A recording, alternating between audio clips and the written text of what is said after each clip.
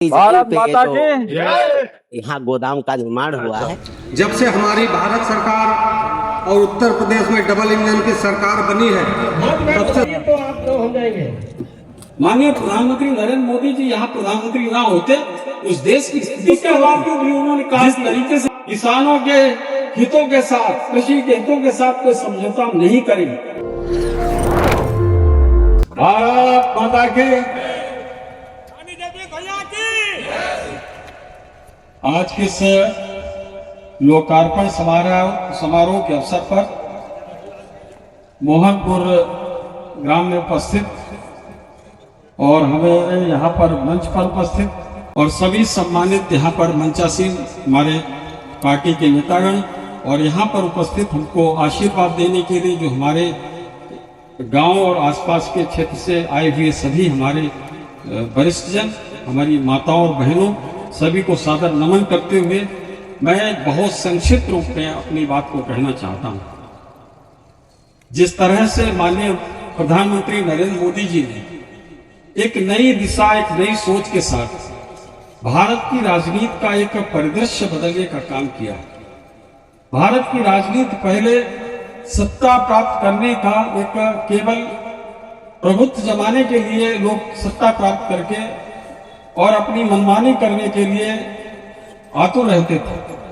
वही आज माननीय प्रधानमंत्री नरेंद्र मोदी जी के नेतृत्व में जन कल्याणकारी भावनाओं को भरकर राजनीति के क्षेत्र में लोग आ रहे हैं और निरंतर जनता की सेवा कर रहे हैं। आपने देखा होगा कि किस तरह से माननीय प्रधानमंत्री जी ने अपने पहले कार्यकाल में जनधन योजना के माध्यम से जीरो बैलेंस के साथ खाते खुलवाने का काम किया। सुबह 3:30 बजे उठते हैं और रात में 11:30 बजे उनके दरवाजे बंद होते हैं, सोने जाते हैं। किस समय सोते हैं पता नहीं। 4 घंटे वो भी सोते हैं, 4 घंटे माननीय प्रधानमंत्री जी भी सोते हैं। और माननीय अमित शाह जी कहते हैं कि 4 घंटे से ज्यादा कौन सोता है। हम लोग मीटिंग लेते हैं तो कहते हैं 4 घंटे से ज्यादा कौन सोता है। तो आप समझिए रात दिन हमारे नेताजी लोग जब काम कर रहे हैं तो आप समझ सकते हैं कि किस तरह से उनका जो है जीवन चल रहा है।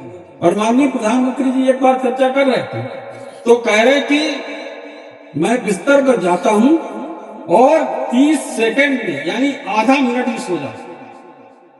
कह रहे कि वो इसलिए होता है क्योंकि मैं दिन भर इतना जागृत अवस्था में रहता हूं कि मैं बिस्तर पर जाते एक तुरंत नींद आ जाती।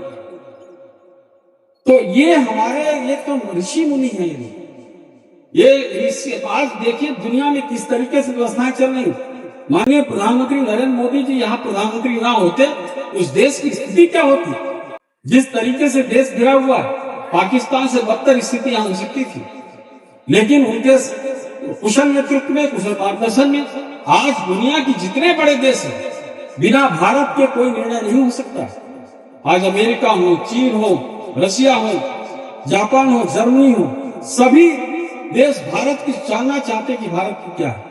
आपने देखा कि किस तरीके से ट्रेड को लेकर समझौता हुआ और उसके बाद अमेरिका को झुकाने का भी काम हमारे देश के प्रधानमंत्री माननीय नरेंद्र मोदी जी ने किया। आलोचना कोई भी कर सकता है, लेकिन किस तरीके से और उसके बावजूद भी उन्होंने कहा कि किसानों के हितों के साथ, कृषि के हितों के साथ कोई समझौता नहीं करेंगे और कोई समझौता नहीं किया गया तमाम दबावों के बावजूद भी।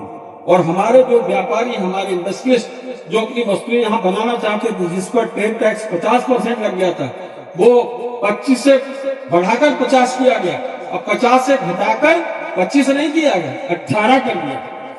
ये है हमारी ताकत आज भारत की, जिसके कारण हम देश, हमारा विकास विकसित हो रहा। और देश जब आगे बढ़ेगा तो सबको ही आगे बढ़ेगा। देश के सामने जो चुनौतियां थी उनको एक एक करके, चाहे आतंकवाद हो, चाहे नक्सलवाद हो, चाहे हमारी गरीबी हो, चाहे शिक्षा हो, चाहे अराजकता हो, कुशासन हो, हर परिस्थिति से हमारी सरकार ने लोहा लेने का काम किया है। और एक एक मोर्चे पर आतंकवाद का भी सफाया हुआ है, नक्सलवाद का भी सफाया हुआ है। देश में सुशासन स्थापित करने का काम हमारी सरकारों ने किया है। और एक एक व्यक्ति का, ये देश कितना विविधता वाला देश है। यहाँ पर जात के नाम पर विविधताएं हैं, धर्म के नाम पर विविधताएं हैं, क्षेत्र के नाम पर विविधताएं हैं, भाषा के नाम पर विविधताएं हैं और आर्थिक स्तर पर कई प्रकार की विविधताएं हैं। गरीबों में भी 4 श्रेणियां हैं, मध्यम वर्ग में 4 श्रेणियां हैं उच्च वर्ग में भी 4 श्रेणियां हैं, उद्योगपतियों में 3-4 श्रेणियां हैं। तो 14-15 श्रेणियां जब निकलती हैं, आप सोचिएगा कि सबके लिए बजट व्यवस्था बनाना, जब गरीबों के लिए कोई व्यवस्था बनाई जाती है तो मध्यम वर्ग दबाव महसूस करता है। जब मध्यम वर्ग के लिए व्यवस्था बनती है तो कभी गरीब, कभी उच्च वर्ग को दिक्कत होने लगती है। तो कभी किसी एक क्षेत्र के लिए बनाई जाती है तो दूसरा क्षेत्र प्रभावित हो जाता है। तो इस तरह से कोई एक भाषा बोली के लोगों के लिए चिंता की जाती है तो दूसरे लोग यहाँ पर प्रभावित हो जाते हैं। तो ऐसे परम्यूटेशन कॉम्बिनेशन निकाल कर माननीय प्रधानमंत्री नरेंद्र मोदी जी इस देश को इतना सुव्यवस्थित चला रहे हैं, ये अकल्पनीय है। कोई इस देश को इतने तरीके से चला ही नहीं सकता। बाकी देशों में इस प्रकार की विषमताएं नहीं है, ना वहां पर क्षेत्र के नाम पर इतनी व्यवस्थाएं हैं, ना बोली के नाम पर व्यवस्थाएं हैं, ना जाति और धर्म को लेकर इतनी विभिन्नताएं हैं, ना ही आर्थिक आधार पर इतनी विषमताएं हैं। इतने प्रकार की विषमताओं, विविधताओं के बीच में इस देश को संचालित करना, कुशलतापूर्वक संचालित करना, ये माननीय प्रधानमंत्री नरेंद्र मोदी जी ही कर सकते हैं मित्रों, और कोई नहीं कर सकता। और माननीय मुख्यमंत्री योगी आदित्यनाथ जी ने भी देखिए किस तरीके से बीमारू राज्य को आज अचीवर स्टेट बनाने का काम किया। उत्तर प्रदेश के बाहर चले जाओ, गुजरात में, महाराष्ट्र में, तमिलनाडु, कर्नाटक में, पंजाब में, राजस्थान में, तो उत्तर प्रदेश के जो हमारे लोग यहाँ से गांव से जाते थे, वो नौकरी चाकरी करते थे, कितना हे दृष्टि से देखा जाता था, हमारे लोगों के बीच में कितनी हीन भावना थी। आज हमारे मुख्यमंत्री जी को, हमारे देश के हर नागरिक को बहुत सम्मान के साथ देश में देखा जाता है। ये बहुत बड़ी उपलब्धि है मित्रों। तो इस तरह से आज ये प्रदेश विकसित हो रहा है, देश विकसित हो रहा है, और सहकारिता के क्षेत्र में बहुत असीम संभावनाएं हैं। इस देश की सबसे बड़ी समस्या रोजगार है, और सहकारिता में वो ताकत है, इसमें रोजगार देने की असीम संभावनाएं हैं। बहुत लोगों को रोजगार इसमें हो सकता है। तो उस तरफ माननीय अमित शाह जी, माननीय प्रधानमंत्री नरेंद्र मोदी जी लेकर एक विजन के साथ चल रहे हैं। आगे आने वाले समय में एक आर्थिक विकास का एक बहुत बड़ा मॉडल सहकारिता इस देश में स्थापित होगा, जिसके प्रयास माननीय सहकारिता मंत्री अमित शाह जी कर रहे हैं, और हम सब लोग उनके नेतृत्व में काम कर रहे हैं। सहकारिता के बहुत अच्छे दिन जल्दी आने वाले हैं, थोड़े थोड़े अभी दिखाई पड़े हैं। अभी सूरज की लालिमा यहाँ पर सहकारिता में दिखाई पड़ी है। जब पूरा प्रचंड इसमें आएगा तो देखेंगे पूरा बहुत अच्छा स्वरूप यहाँ पर दिखाई पड़ेगा। यहाँ पर सब लोग आए। मैं सभी लोगों को, सभी हमारी माताओं बहनों को, सभी बुजुर्गों को, सभी श्रेष्ठ जनों को, सभी हमारे, मैं सबका नाम नहीं ले सकता हूँ, लेकिन सभी लोगों से चेहरे से मैं परिचित हूँ, नाम से परिचित हूँ। उन सबके आशीर्वाद से हम इस सहकारिता को भी आगे बढ़ाना चाहते हैं, और आप सब लोगों का असीम आशीर्वाद सहयोग सदैव रहा है। और बहुत बहुत धन्यवाद के साथ मैं अपनी वाणी को विराम देता हूँ। जय हिंद, जय भारत, धन्यवाद। आज इस मोहनपुर में मुख्य अतिथि के रूप में पधारे हुए उत्तर प्रदेश सरकार में माननीय सहकारिता मंत्री और पूरे प्रदेश में और पूरे देश में संगठन से नाम से जाने वाले ऐसे मुख्य अतिथि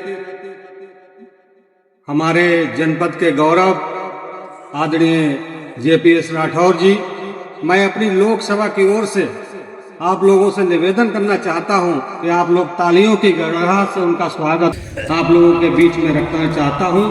सम्मानित साथियों, जैसा कि विधायक जी ने काफी विकास के रोड मैप आप लोगों को बताया। जब से हमारी भारत सरकार और उत्तर प्रदेश में डबल इंजन की सरकार बनी है, तब से संपूर्ण जनपद में इतने सारे विकास हुए हैं।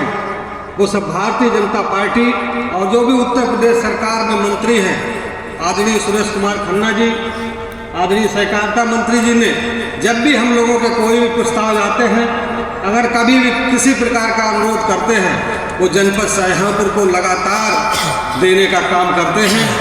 साथियों, जिनके आज यहाँ पर जिनका आगमन हुआ है, ये वास्तव में आपसे सीखने को बहुत कुछ मिलता है। उच्च शिक्षित और पार्टी के बहुत जिम्मेदार पदों पर रहे, साथ ही सहकारिता जैसे भारी भरकम विभाग को संभाल रहे हमारे माननीय मंत्री जी। क्षमता कितनी है इसका आकलन उन्होंने अपने काम से हमेशा दिया है, चाहे पार्टी संगठन का काम हो या मंत्रालय संभालने का काम हो। जब से आपने सहकारिता मंत्रालय संभाला है, 2017 से पहले जो सहकारिता मंत्रालय का हाल था वो हमसे आपसे छुपा नहीं है। भ्रष्टाचार के चलते, तमाम घोटालों के चलते लगभग समाप्त प्राय इस विभाग को जीवन देने का काम और फिर से खड़ा करने का काम माननीय मंत्री जी ने किया है। इसके लिए मैं उनका बहुत बहुत धन्यवाद देता हूँ। माननीय मंत्री जी के बारे में एक बात जरूर थोड़ा यहाँ पर आप सबके सामने शेयर करना चाहूंगा।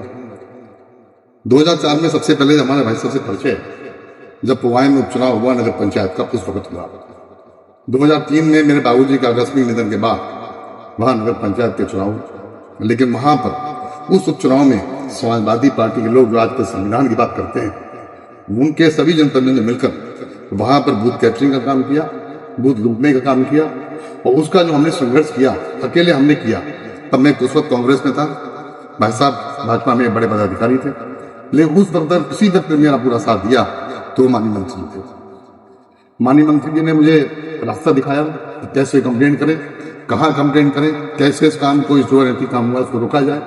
आपने मेरे साथ जाके लखनऊ में जाके मेरे साथ जो सूरत के राज्य निर्वाचन आयोग के अध्यक्ष थे AP सिंह साहब, उनके सम्मुख हमें प्रस्तुत कराया, उनसे चुनाव को रोकवाया और 25-30 दिन तक लगभग चुनाव होता रहा।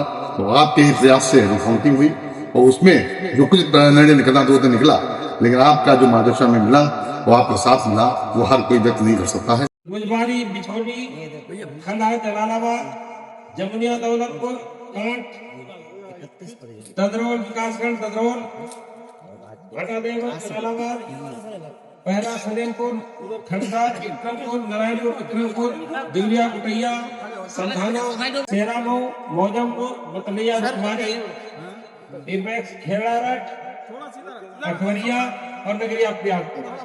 जरा ताली बजा करके इस उद्घाटन समारोह को हम भी चले जाए, इसमें तो नहीं होगा, चले जाए पक्का, हाथ में लगाइए तो आप तो हो जाएंगे। की जो ऊपर आ जाओ, ग्राम पंचायत उसका अनावरण कर रहे हैं सहकारिता मंत्री JPS राठौर। दोनों लोग आ जाओ। इस गांव का अरे पूछे नहीं समझा, आ जाओ। इनके छोटे भाई दोनों लोग आ जाओ, ने दान में दी। तीनों लोग आ जाएंगे, कोई दिक्कत नहीं। अपने आप अरे को कोई नहीं, परिवार आ जाओ, चलो। दान में दी गई भारत जमीन पे माता जो यहाँ गोदाम का निर्माण हुआ है, तो ये बहुत अच्छी सोच के साथ दान की जमीन पे बना हुआ है। है दान की जमीन, हमने हमारे उपाध्याय जी ने